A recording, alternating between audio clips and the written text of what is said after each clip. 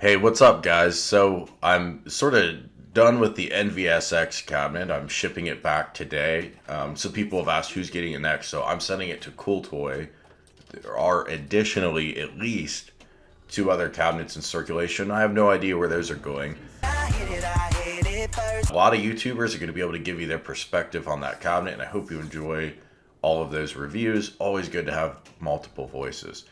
But anyway, for today, now that I'm done with MVSX for a while, I want to circle back on a topic that's been the story really of the home arcade space for the whole year, but we haven't heard anything about it in a couple months, and that is Arcade1up Pinball, but also the AtGames Legends Pinball. Now, both Arcade1up and AtGames are launching a record number of new products this fall, and in some cases have already launched a lot of these products. Think about NBA Jam being the first Arcade1up with online connectivity. Think about the Legends Ultimate 1.1, the first major hardware revision for that cabinet, plus all of the accessories that we're going to get with it. So these companies have been very, very busy.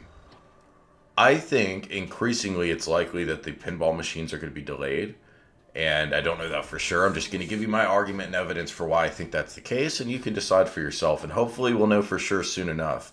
But I also think if that's the case, that's kind of okay.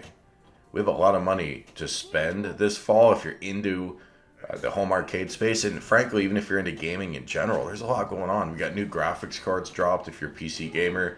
I just got my 2080 RTX computer, and the 3080 just hit, so you know how it is if you're into PC gaming. There's always something new. That's the gift and the curse of gaming on a computer.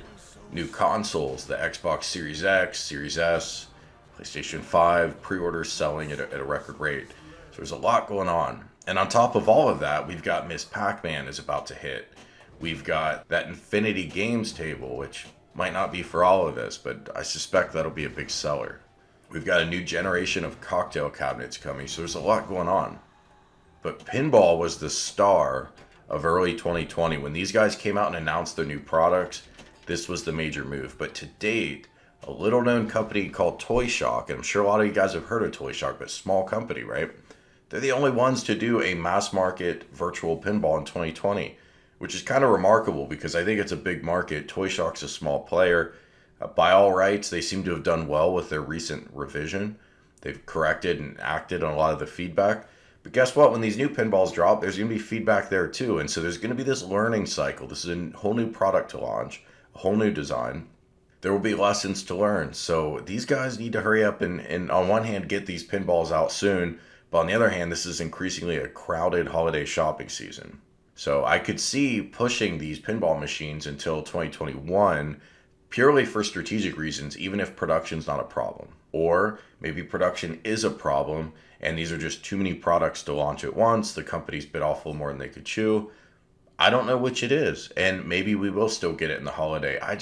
I think that's as unlikely as ever. And here's sort of my evidence for that. So the COO of Zen Studios, they're the maker of the software that'll be powering the Arcade1up pinball, as many of you know. Well, he tweeted out a pre-production model, fully assembled, I assume fully operational. We don't know that because it's not turned on.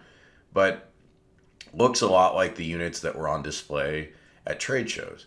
Tweeted this out August 12th and says, more information coming soon, just a couple days later. Since then, and I've just mentioned it's a crowded shopping season. If you want to sell units this holiday, you probably want to be announcing this pretty soon so people can mentally block off that money. I mean, $500 is a lot of money for a lot of households. And they're debating, wow, do I want this product or that product? You got to get into that horse race early and let people know they should be excited for the pinball table. If the pinball table gets announced next month and it comes out after Black Friday, that's just not optimal. And if that's the case, you probably are better off pushing it until next year when people are going to be looking for a new product, places to spend that money.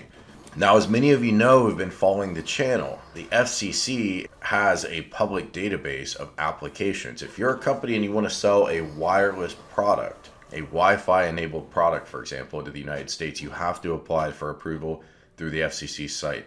And so far, Arcade1up has not applied for a pinball machine. And if you look at this history, NBA Jam was applied for on March 27th. Well, it came out in June. So give it 2.5 months lead time after you apply to get the approval and actually get the product out into people's hands. It's not a hard deadline. It could be quicker than that, but it's a good rule of thumb. To counter that point, they just announced their Infinity Gaming Table, which I previously covered.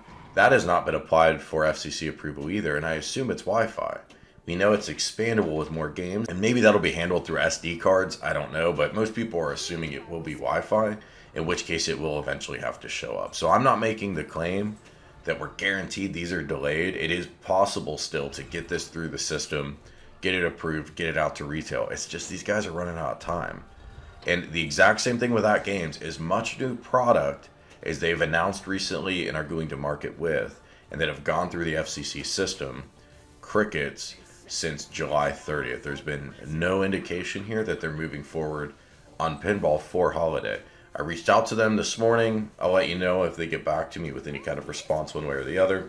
But it's also possible they're not ready to announce it yet. I just suspect these tables are being worked on still. I suspect these are being finalized. And I suspect that building this hardware is taking more time than expected. Virtual pinball is more demanding than an arcade machine from the early 90s, let alone 80s or 70s. The graphics requirements are more substantial. The hardware is more substantial. You've got 2 monitors. You need a more substantial board to run everything. The cabinet itself is larger. Even just figuring out how to flat pack this thing into a small enough box to get on Walmart shelves is a challenge. You've got tactile considerations, like is the plunger good?